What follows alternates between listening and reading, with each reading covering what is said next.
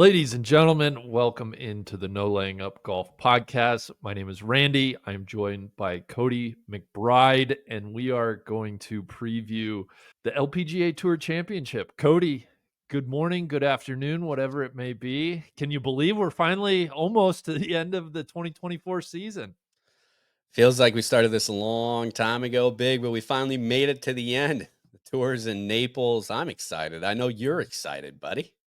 Yeah, it should be a good event. A lot of storylines we'll get into.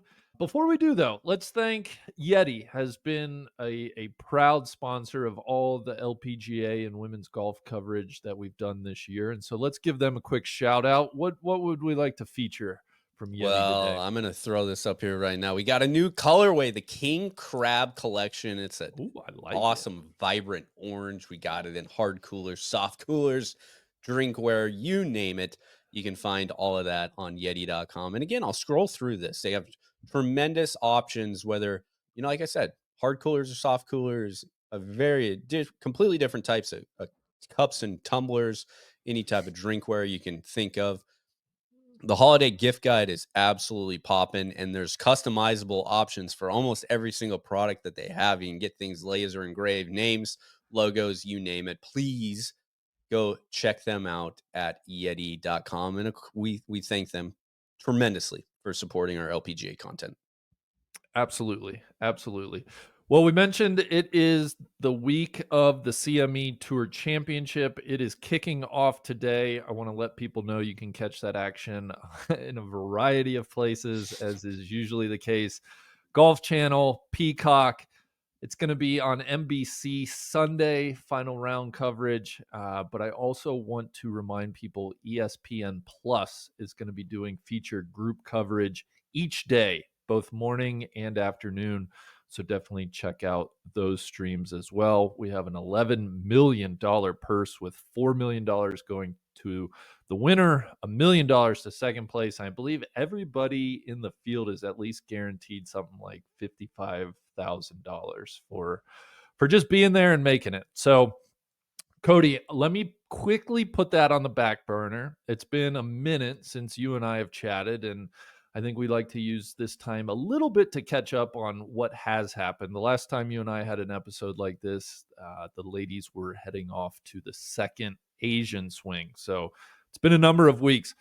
Let's just quickly go through what happened. If anybody has not been following along, you had Rio Takeda winning in Japan. She is Japanese. I believe she's the only winner. I don't think she's an LPGA member, and she's the only winner thus that is not at the Tour Championship this week.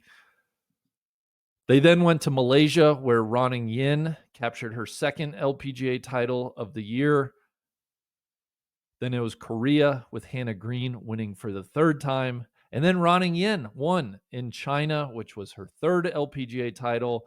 They made their way back stateside to Hawaii. Lim Kim, that's a name I haven't heard in a minute. She won there in Hawaii. And then the Annika last week, Nelly won for the seventh time this year. Cody, I got a few things just to touch on throughout those weeks. Do you have anything that you want to highlight, or would you rather me just get into mine? Well, you threw me off a little bit there. I think you went finishes from like most recent to oldest, instead of going I like was trying to go the other way. yeah, Sorry, I calendar messed up order. that Asian swing. Yeah. But I think for me, and I don't know what your highlight is going to be, but Ronnie Yin picking up 2 wins, obviously winning in her home country. She doesn't get the opportunity to play at home that often. When you get that chance, she seized on that, won that first event to kick off the Asian swing, and then coming right back around 2 events later in Malaysia to get that second win is just phenomenal. Yeah, I think that's probably the headline. 21 years old, major winner, won the KPMG at Baltusrol. And if she's starting to kind of stack wins, that's a great thing for her. And I think that's a great thing for the tour. I think beyond that, though, I had a few things that didn't involve the winners. And the first one was Heyron Rue. I just want to point out in her 3 Asian starts, she went third, sixth, and she now leads the LPGA in top tens this year. She has 13 of those in 25 starts. 7, Cody, 7 top 3 finishes.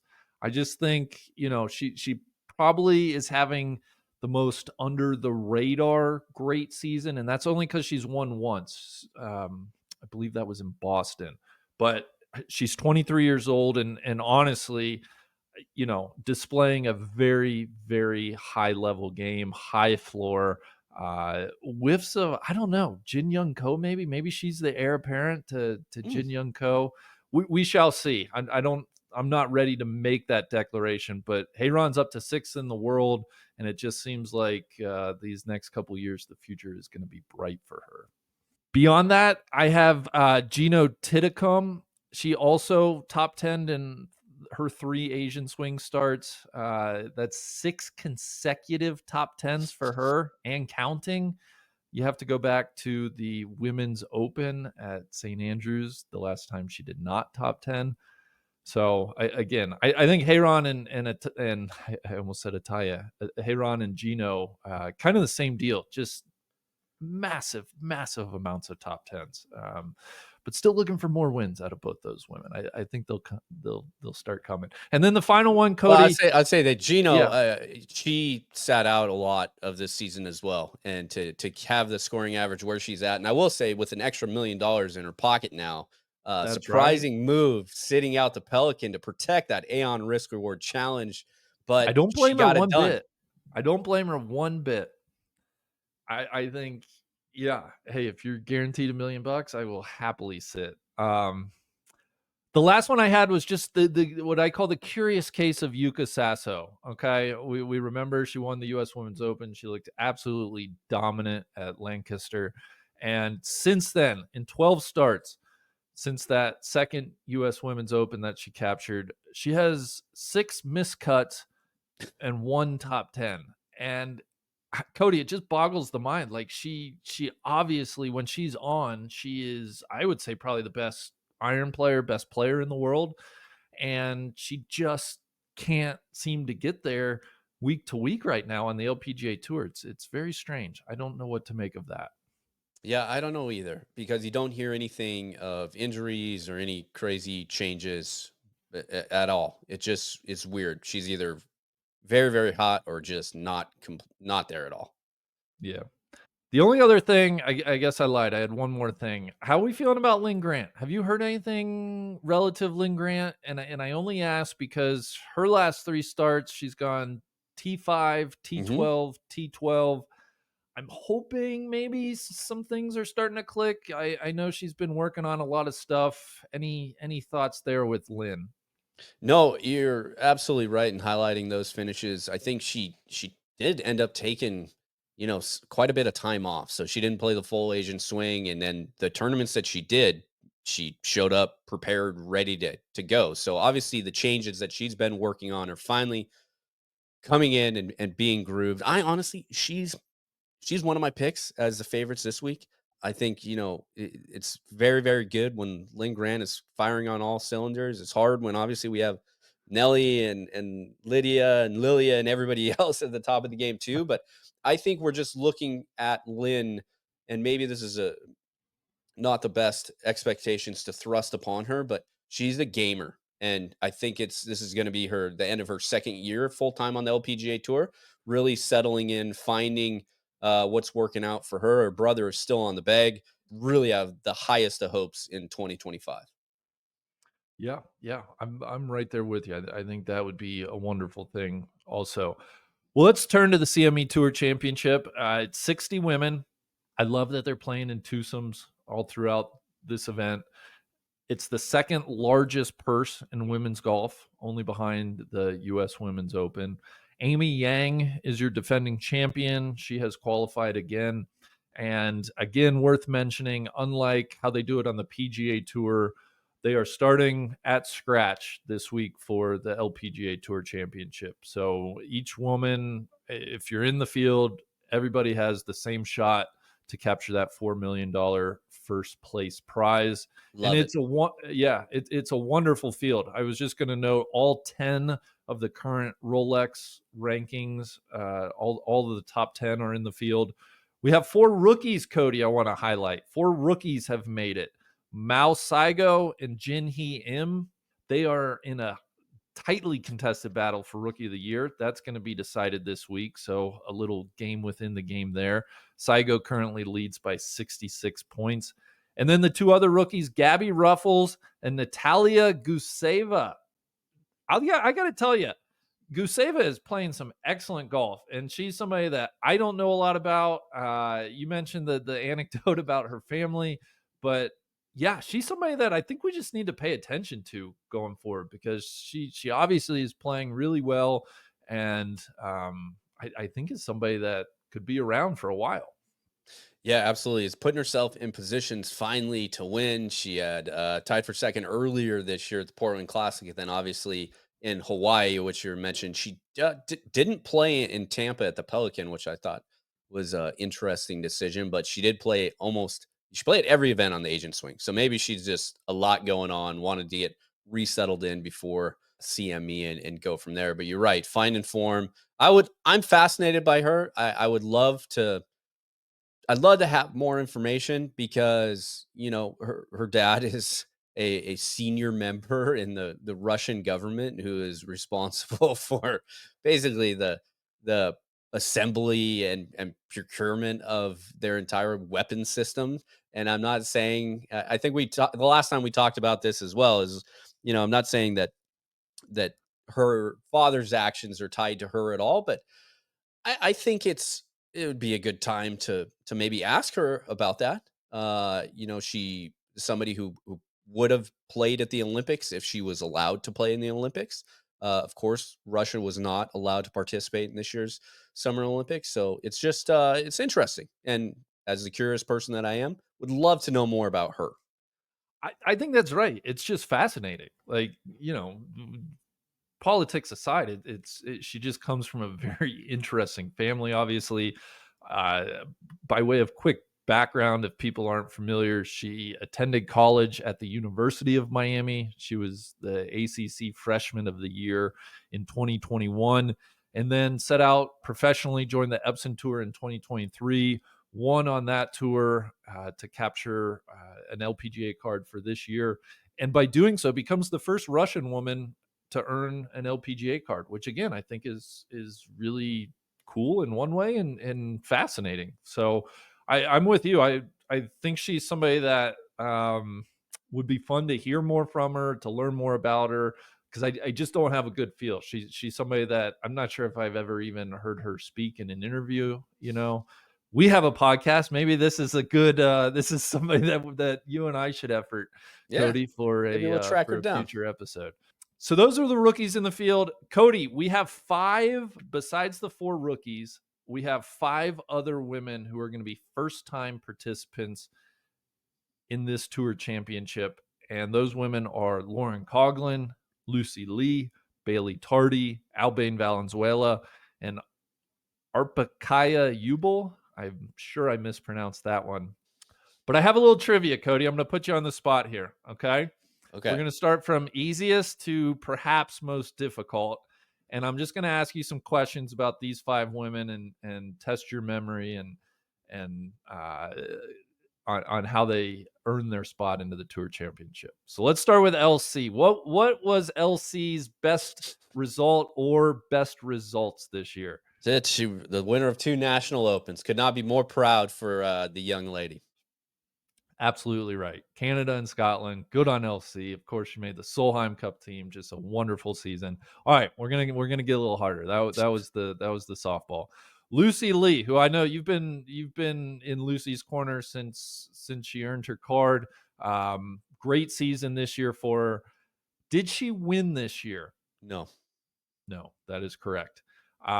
Over under the amount of top tens, 3.5. Did she have more than 3.5 top tens or less than 3.5 top tens?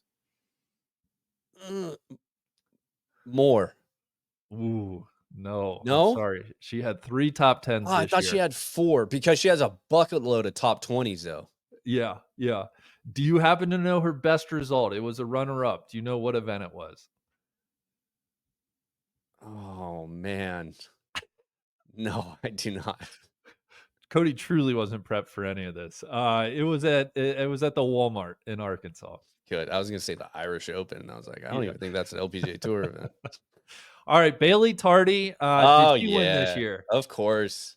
Do you happen to Early remember? spring Asian swing. I think she won the Japan event.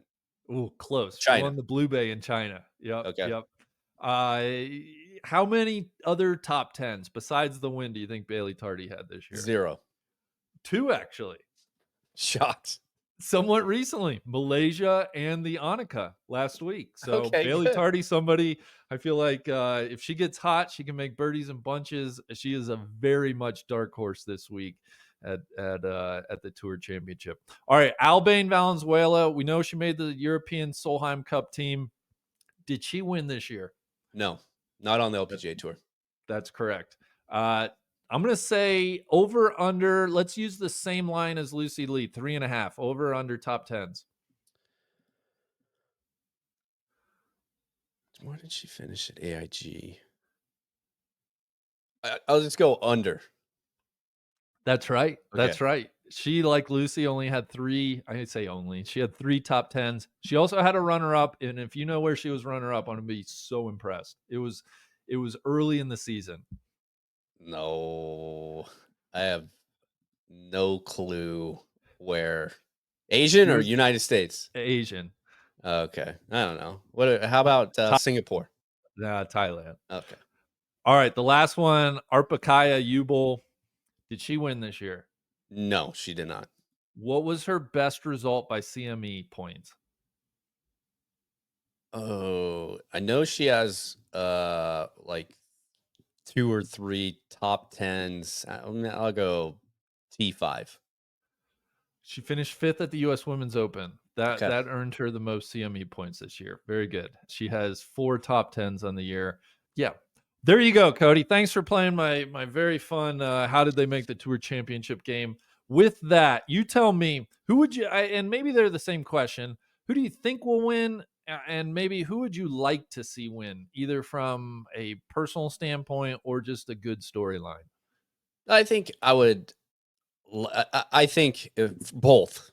I'll say this, and that's Nelly Korda. I think to capped the year off with a win at the CME, the largest purse that they have the year on the LPGA Tour. That's outside of non-major world. I think it would be phenomenal. She's had an awesome year. I know we talked about the issues that she had during the summer and really moving into fall and having an injury and everything else like that. But I think overall, for the betterment of the LPGA Tour, I think it's great if you have a superstar who clearly takes the reins and carries the rest of the tour forward. Now, my heart tells me, like, you know, I thought LC was completely exhausted post Solheim. We talked to her at the NIT. She was still kind of hungover from everything that went on through the summer and the fall, Yep. and did not expect her to play as well as she did in Tampa.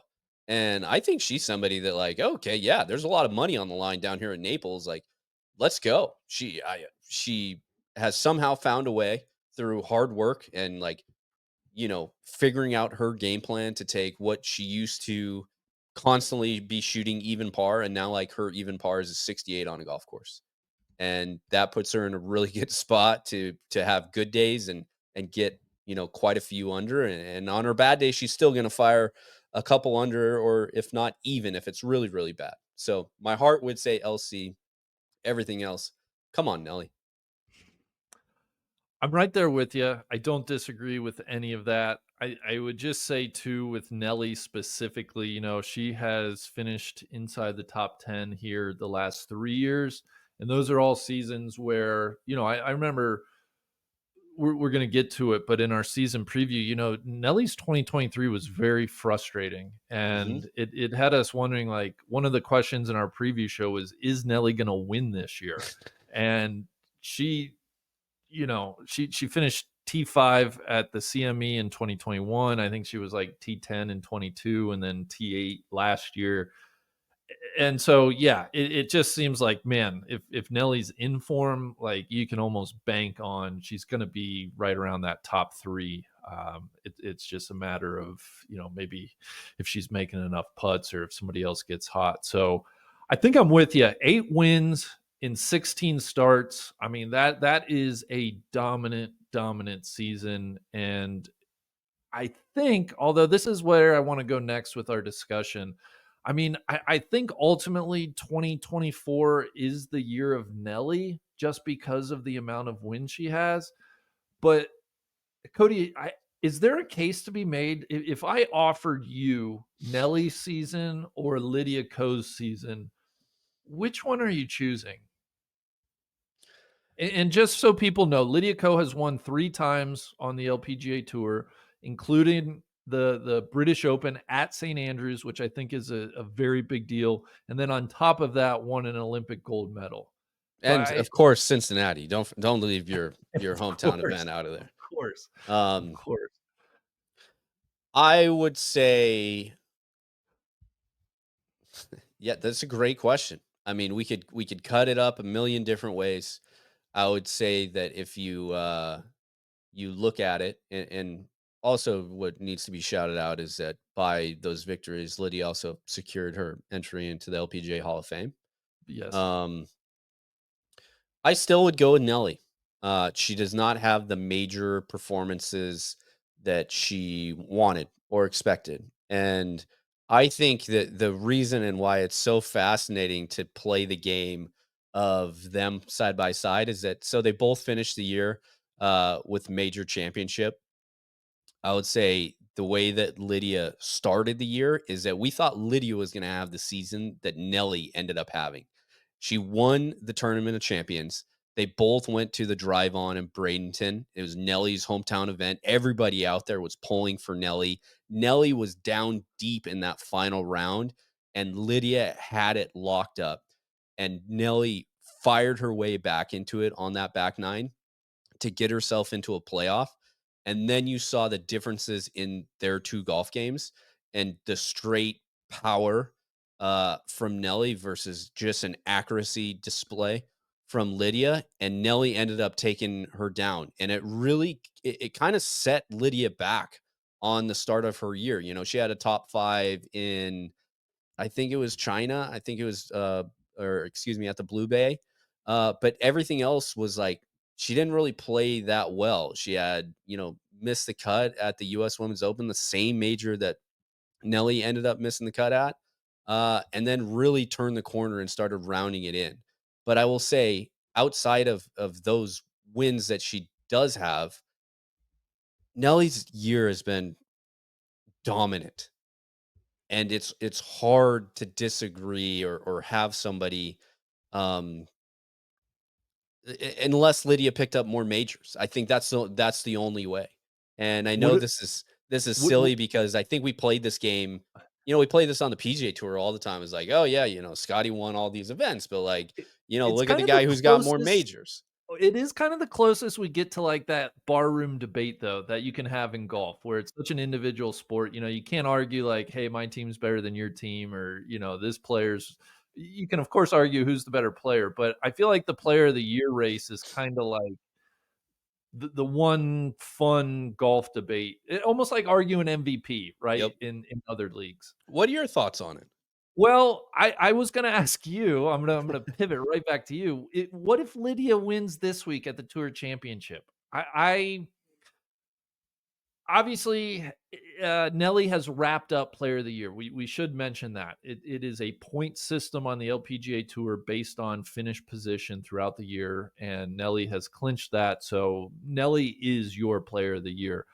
I do think, though, if Lydia winning a tour championship, winning at St. Andrews, winning a gold medal.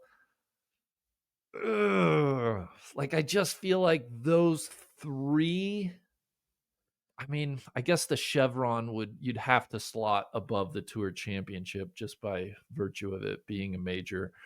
If it was a staggered start, I'll flip it back to you. If it was a Yeah. staggered start at the CME like it is at the FedEx Cup Finals, and obviously they're the top the 1 and 2 in the world right now, or excuse me, not 1 and 2. Lilia is still number 2. I think Lydia is 5 or maybe 6, but 4 or 5. Let me Right. check that while you Well, I think yeah. Roning's 4, so Roning's she must be 3rd. I was 5. just looking. Okay. Anyway, I would say if it was a staggered start and one of them did not win, I think that is more damning than the fact that the CMA is a 60-woman horse race. And it's like, Yeah. yeah, go out and get it. And I think that kind of adds to your credence of, even though it's a limited field event, like the 60's best players on the LPGA Tour, proven by the season that they've had at a Yeah. very, Tiburon's a respectable golf course, and you have to make birdies, and that's LPGA Tour special, man. They're gonna set it up. It's gonna be a birdie fest, and you just kind of gotta strap in and go out and get it.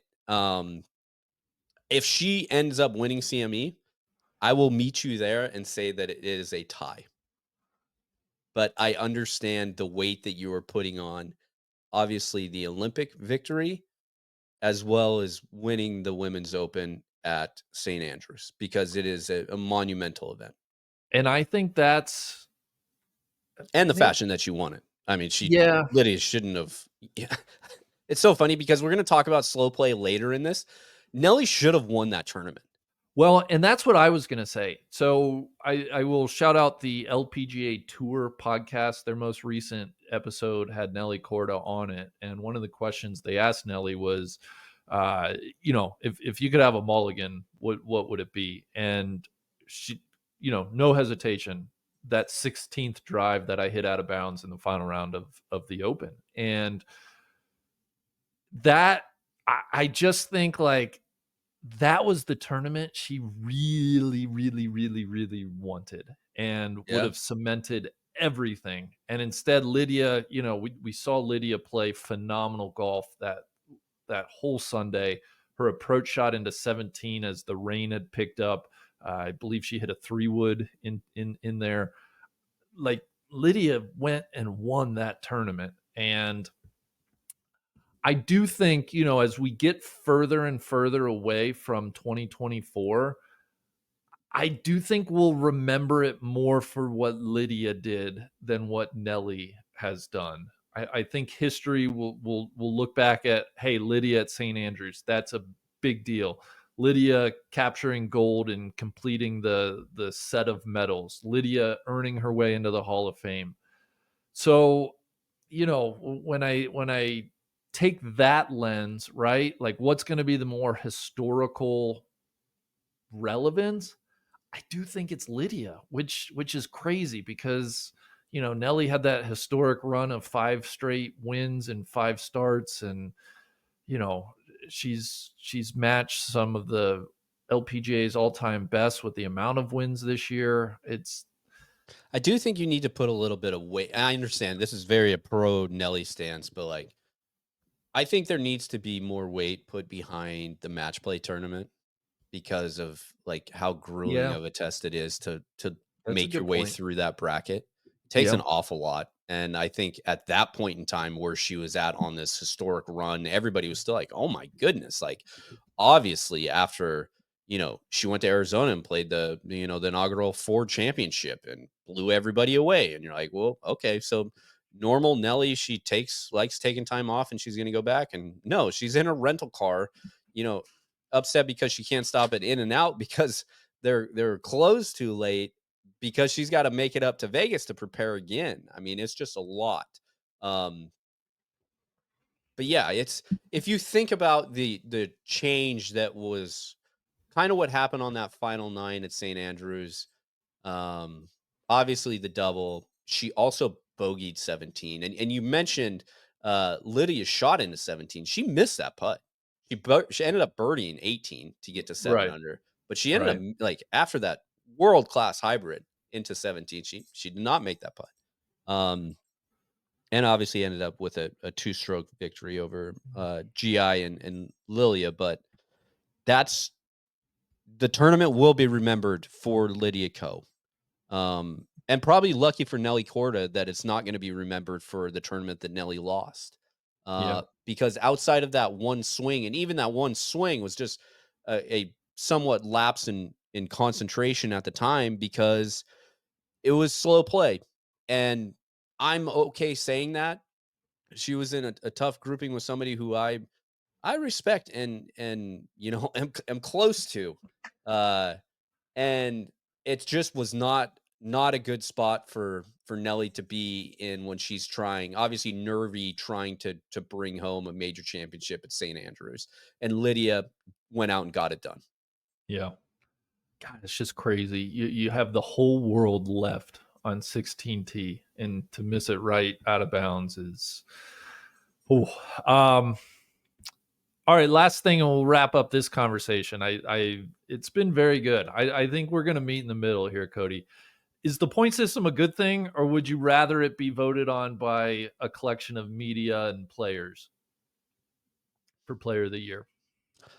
I think it is a good thing. It's right up there with getting into the LPGA Hall of Fame. You know what the number is, you know what each, win, how they're weighted, and you accumulate your points, and it's strictly based off finishes for, player of the year. And yeah, it takes all the fun and argument and everything out of it, and people tried to do that. And just like we are doing now, I just don't really think it's as close as people might think it is because of the weight behind even in this discussion where it's, oh yeah, she won a major championship at St. Andrews, and we're supposed to, like, just saying that is like adds 100 bonus points to it.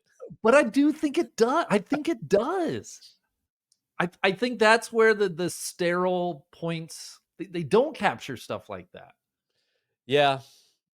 And maybe that's for the better. I don't know, Well, but I I guess the better question is, yeah. as and great on the RNA, the women's open venues are phenomenal and are just continuing to get better. And going back to August when we did the deep dive on the history of the championship and Weetabix and all the other locations that they had played this at. What other venues would you put that weight to, or is it just reserved for St. Andrews? I thought Muirfield was that when Ash Buhai won at Muirfield a couple years ago. I think that's an important site, but probably just behind St. Andrews because of, I mean, listen, St. Andrews is, everybody knows St. Andrews. And maybe that diminishes as we go forward. To your point, with the RNA, they're going to get to St. Andrews with more regularity, and I think that was, at least this year, kind of what still made it very special is that this was only the third time that the women have played an Open there. And you look at Lorena Ochoa, Stacey Lewis, who doesn't, Stacey's not going to make the Hall of Fame as a player, but a very important person in the game of women's golf. I still think it had that, like, hey, this is a big deal that the Open is at St. Andrews. Is there any So event? Obviously, we're kicking out Chevron, we're kicking out the Evian. So right, basically, the U.S. Women's Open and KPMG Women's PGA Championship. Any of those venues obviously will never carry the weight of a St. Andrews. I don't But think so. based off of their stature in the game, you're like, wow, but they got it done at a Pinehurst number two.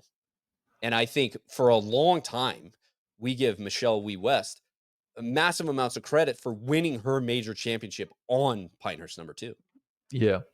I was gonna say Pinehurst comes to mind in the US. The women have never been to, I'm trying to think of just like other historic venues. Like the women have never been to Shinnecock, for instance. That, I just don't, for me, Shinnecock doesn't quite carry the same cachet, I guess, as a Right. Pinehurst. The same way I would say that, personal feelings aside, I don't feel that Allison Corpuz win at Pebble was like, but it was at Pebble. I'm like, yeah, it was at Pebble. Yeah. Yeah. You It was know, the first time they played at Pebble, but it's like, yeah, right? Pebble. Ronnie Ann Um, Cool, it was at Baltusrol, and Baltusrol has a phenomenal major championship, right. history, and we can, outside of 2016 and everything else. But like where it's at the stature in the game, I just don't think that for US based locations. Um, because on the flip side, what a course that matters so much to the women's game is Lancaster, Yeah. and there's hardly any weight attached to that. So it's Yeah. always interesting when you look at it and you try to weigh it. But I would be fascinated if Why isn't Shinnecock on there? I think next year it going to Erin Hills for the first time is phenomenal. Yeah, And I yeah, can't wait. So excited for that. I know. I'm just looking, the women have played Oakmont. Yeah. Oakmont's kind of like Shinnecock. I feel like in that upper echelon of US Open venue. Paula Creamer won there in 2010. Would love to see the women get back there. But then the What about elephant in the Marion? yeah, yeah, I don't believe they've ever played Marion. Like, isn't No. that Marion's rub always is like, oh, it's the distance Is of the it men, and there's a little bit of yeah, like, yeah. infrastructure concerns and everything. But like, okay, like why isn't the US Women's Open going? It seemed perfect. I know. And I was just gonna acknowledge the elephant in the room, right? The big one missing on the women's side is Augusta, and of For course sure. they have the amateur now, but that I would put Augusta is maybe on par with St. Andrews, right? In terms of the nature of like, hey, you win there, that kind of just means more. So What I maybe will that'll change say one day. is that I am very, very happy that we're having this conversation and able to discuss the compare and contrast between Lydia Ko's season and Nelly Korda's season, because there's not a lot of times that we've had two players like this really elevate themselves and lift and shift and get to this point. And that's not like, there's a couple other people who won multiple times. We talked about Roning, Yin, multiple winners. We talked about Hannah Hannah Green, Green, yeah, which she didn't win like chump events by any means, but this year has just been phenomenal. And not saying anything about taking away from Lilia's run last year, two major championships is phenomenal, but that was kind of it. yeah, yeah. And disappointing for her, not, kind of gets hurt out of the gate and just isn't really ready to follow up on that. So, all right, Cody, love that debate. Why don't we, one of our other partners, what do we have for Titleist today? Yes, big. A quick gift idea from our friends at Titleist. Starting today, November 21st, Titleist will be bringing back their holiday 2 dozen pack where you can gift the golfers in your life or for yourself. We won't tell. 2 dozen Pro V1s, Pro V1Xs, or Pro V1X left dash golf ball. That's right. The best part, you'll save $10 on the 2 dozen.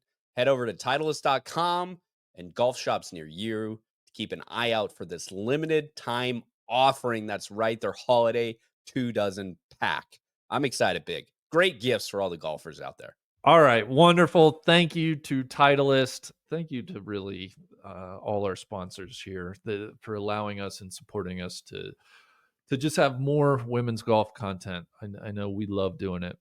Cody, they announced the 2025 schedule. All right. I won't run through every date. It's available on the LPGA website if folks want to take a gander. But I did ask you any initial thoughts, good, bad, surprising, otherwise, as you look over the schedule, what leaps out to you? Well, I think the first thing that jumped out to me was International Crown is back. I'm so excited because Yeah. we were at Harding Park last year when it came back for like the first time in 4 years, 5 years, something like that. Yeah, it was It like was a since pre-COVID, I believe. It was a ton of fun, even though we were only there early week.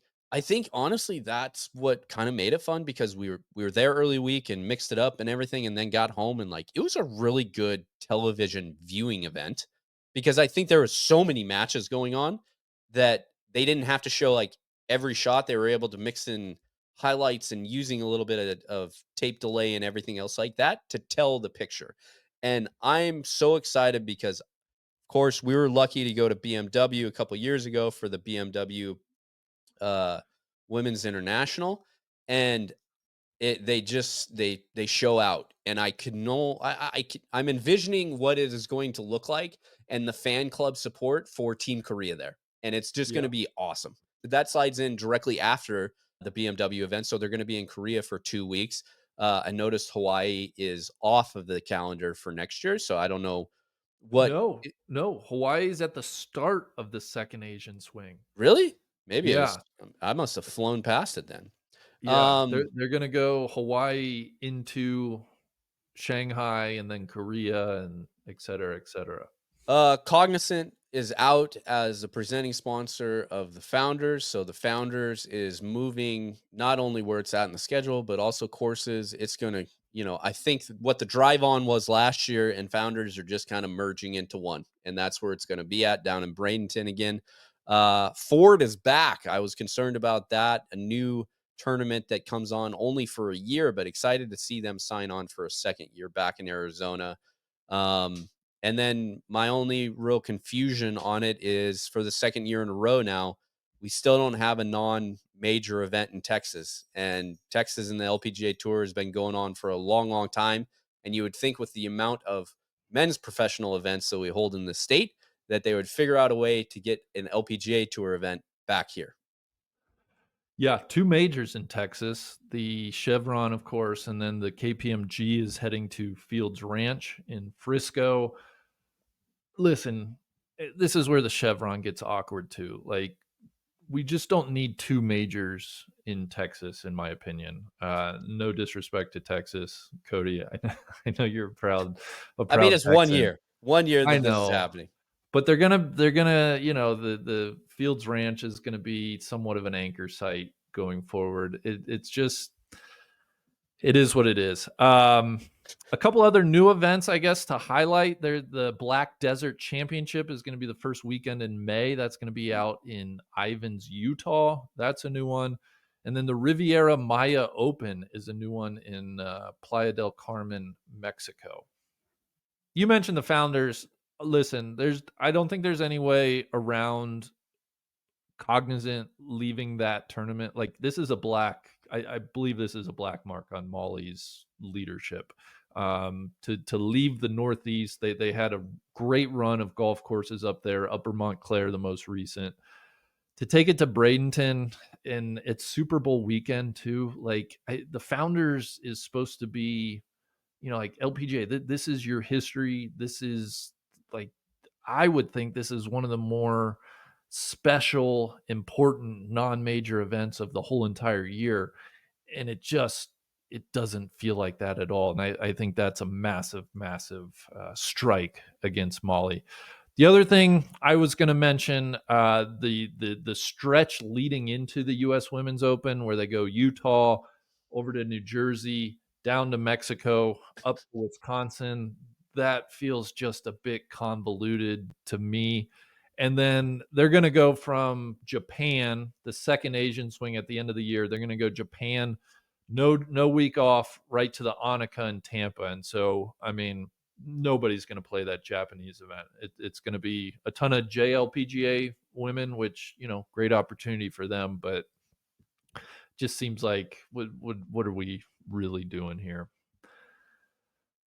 Do you like this schedule more? Is it like a big improvement? To me, it's like it just seems, I don't know.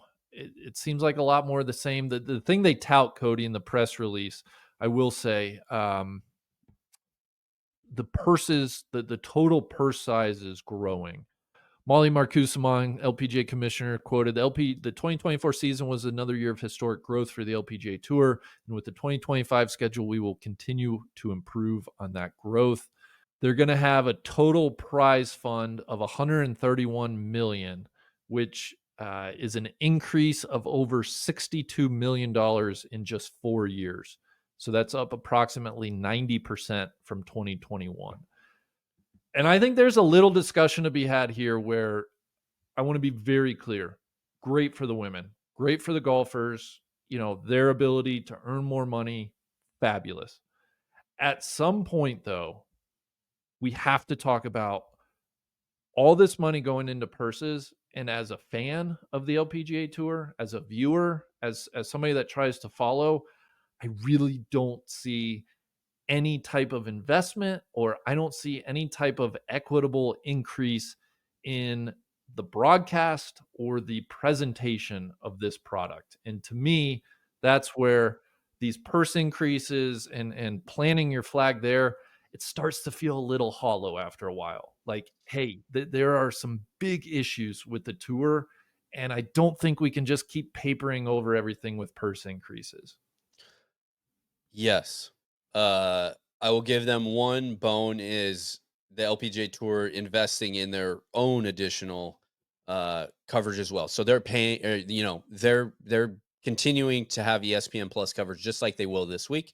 I think they're going to do it for 3 or 4 events as well next year. But you're right, they continue to struggle with the broadcast partner, and I don't think it's necessarily the broadcast partner. I think it goes back again to the look and feel and the little nuances that you can do to make sure that the events that are elevated feel elevated versus the run of the mill normal week to week LPGA Tour event. And I think that is where you struggle. They do not struggle at the US Women's Open because of additional investment that's done via the USGA.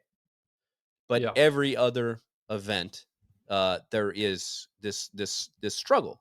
And for people who turn it on, it's tough.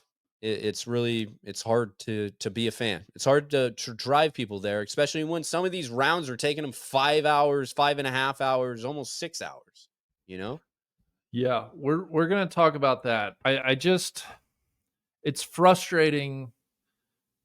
It just reaches a point of frustration for me when I don't know, from my vantage point, I know everything's a lot more difficult than it is in my mind, but you know, shot link and they finally have updated the website. Do I think it's as good as it could be? Nah, probably not.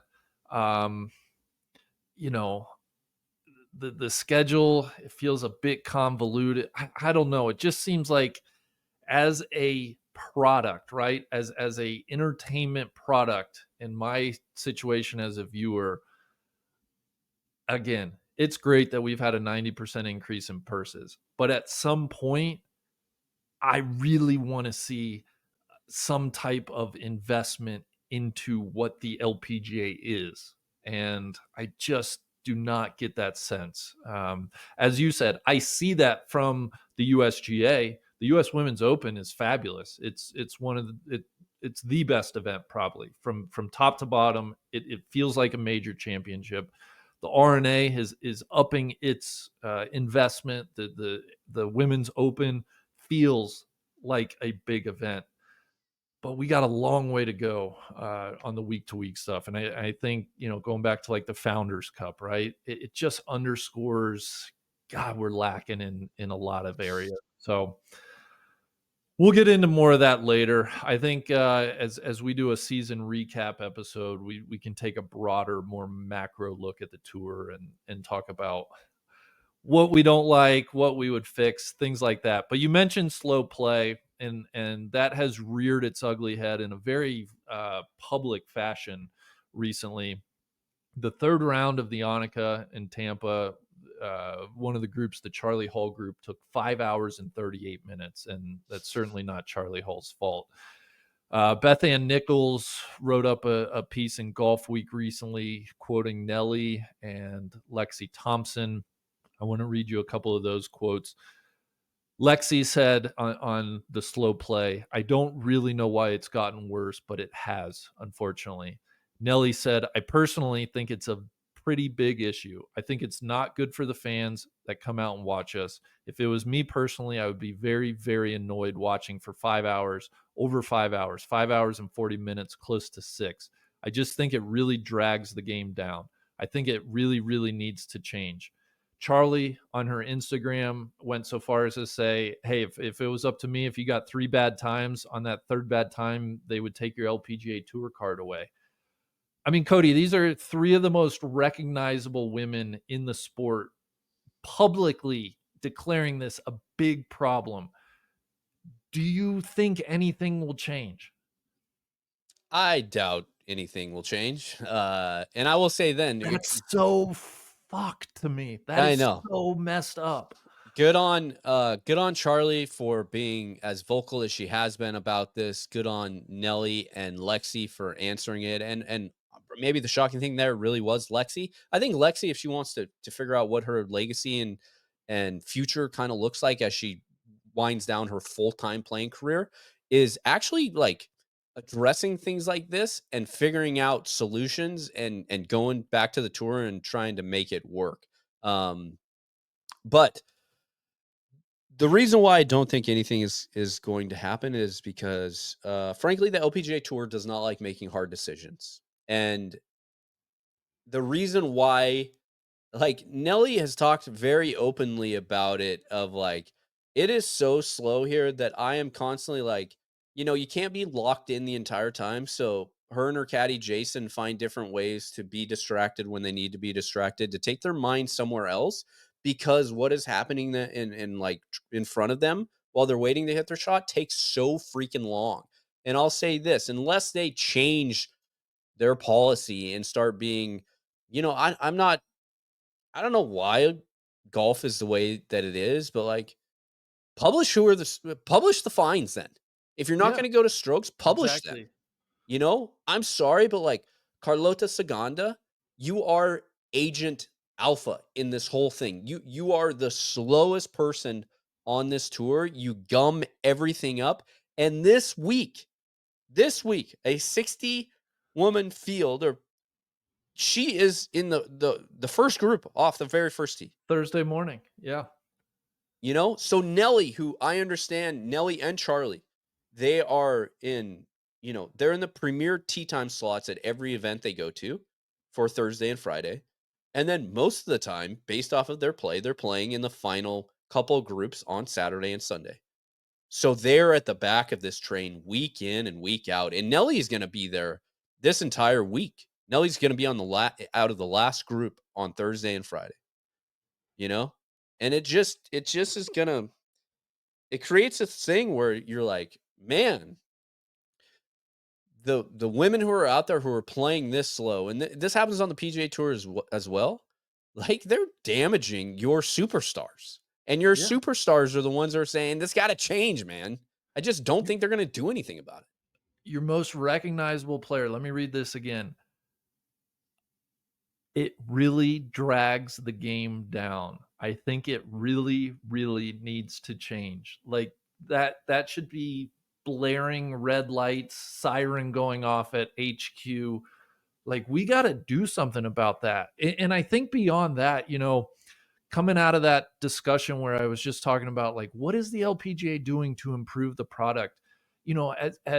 As I sense, people are getting more and more frustrated, turned off from the men's game. They're looking for other outlets.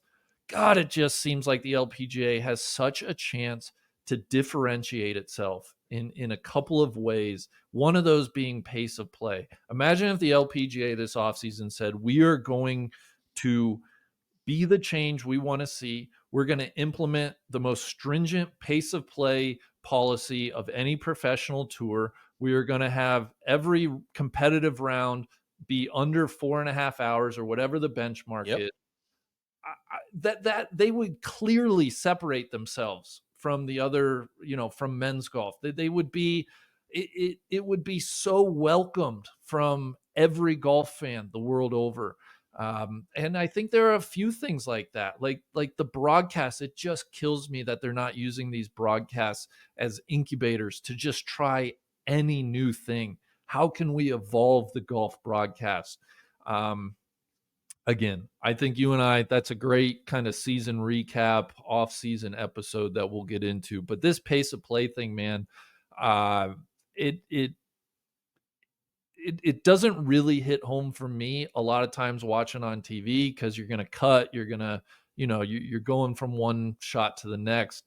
But when your best player comes out and says it's dragging the game down, like, everybody needs to pay attention to that. Yeah, So for sure. I'm kudos to Nelly for saying it. Yep. Not only that, but I mean, the broadcast partners, they were over. I think they went over their time slot by 52 minutes Yeah, with no this delays, that's just last just a weekend. third round. And this is post cut. Yeah.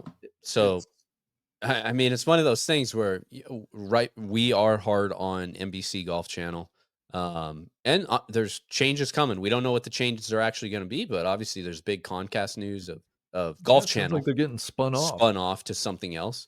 But I think this is something that, like, this kills the broadcast, and the broadcast people know it. Like, slow play is also what's in inhibiting their ability to tell stories and predict things. And that's why we get to the commercial blocks that we have where it's, routine every 12 minutes, you get a 3-minute commercial. And Yeah. I think it's, it affects the women's action more because they just run it basically just off a clock method, it seems like, instead of the men's where they know when they can, based off of rounds and how the groups are moving across, they figure out where they can split it in. The other thing, outside of pace of play, you didn't really touch on it too much on the recap podcast, but Caitlin Clark at the Pelican, awesome, awesome, awesome, awesome. Get Caitlin out there as much as she wants to come to the LPGA Tour, as much time as she wants to spend with Nelly or anyone else out there. Let her do it. Figure out a way to put it on social. I don't really care. It's growing the game and it's crossing over to other sports, and just it's the crossover is massive. And Kayla does it because she's passionate about golf and she's clearly very much into the LPGA Tour.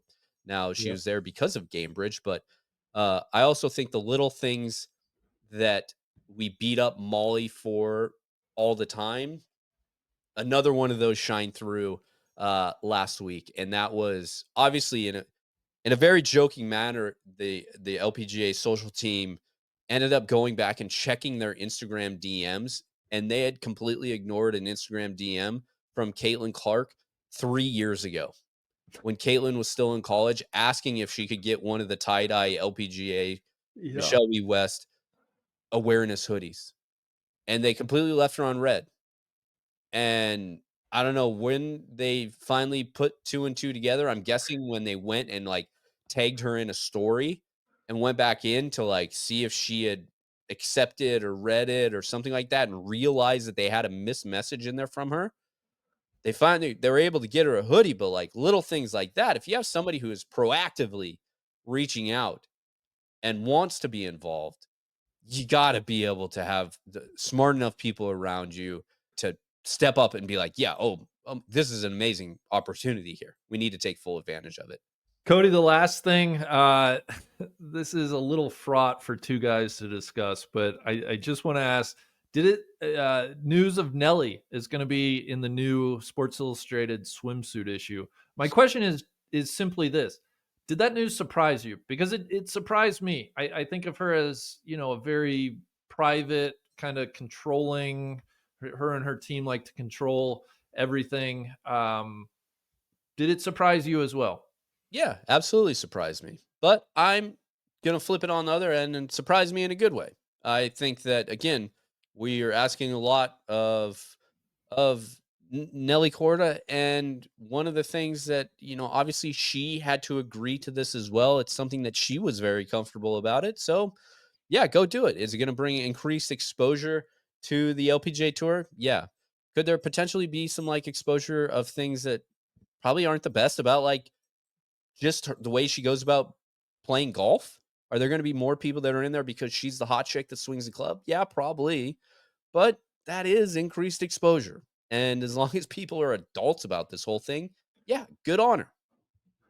Yeah, I will plug the LPGA Tour podcast. Nelly kind of talks about that decision and what it was like to be on that Sports Illustrated shoot for anybody that wants to learn more from her. But I'm like you, it was surprising, and then the more I was like, good for her. She if obviously that's something she want to do, then more power to her. Now, So this is obviously we're a long ways off from, I think it was now Natalie Golbus like posing in Maxim that's magazine, right. and I think I saw in the online, there's an online side of this where people were trying to put that on Nelly, and I don't see that at all. I mean, this is Sports Illustrated. This is I think this is a very good thing, and it's not overtly sexual in the way that people are trying to make it out to be. I think that's right. And Natalie Golbus, one thing that Nelly did say, she was in the SI swimsuit issue as well. She's Mhm. the last female golfer to appear in that. So I know there are going to be another number of other athletes from a number of different sports. So I think it is good for just visibility and perhaps some recognition for Nelly to be included in that. So Cody, we will wrap there. Enjoy the CME Tour Championship. On the way out, I want to thank our third and final sponsor, Mizuho. They are a top global corporate and investment bank. They're a powerhouse in Japan, but the Americas is the fastest growing region for Mizuho globally. They do a ton to support women's sports. They are the title sponsor for the event in New York, or New Jersey, I should say, at Liberty National. They're the 15th largest bank in the world. They're a corporate and investment bank serving corporate and institutional clients. They advise and fund businesses looking to go public, raise money, expand operations, or connect with large investors. For more information, visit www.mizuhoamericas.com. We thank them for also being a wonderful sponsor of our LPGA content. And with that, Cody, enjoy the CME Tour Championship, and you and I will get back together. I think in December, maybe right before Grant Thornton would be a good time for us to chat again. Love it. Thank you to Mizuho. Thank you to Titleist. Thank you to Yeti. And I want to give a quick shout out. You mentioned the Mizuho America's Open. They won one of the Golden Driver. That's a big year-long award that the LPGA That's right. Tour puts out. Congratulations to the entire Mizuho Americas team. I think they won it for the social category there. But yeah, big stuff. Thank you to everybody. I'm pumped. It's going to be interesting because I think when we come back next month, we're going to have to pull out some receipts and see how far off Yeah. we were on some of these takes. I'm excited. Yeah, that's exactly right. We asked a lot of questions back in January at the start of the year, and we get to figure out just how wrong and who was the most wrong on a lot of them. So, all right, Cody, always a pleasure. Cheers. Cheers, buddy.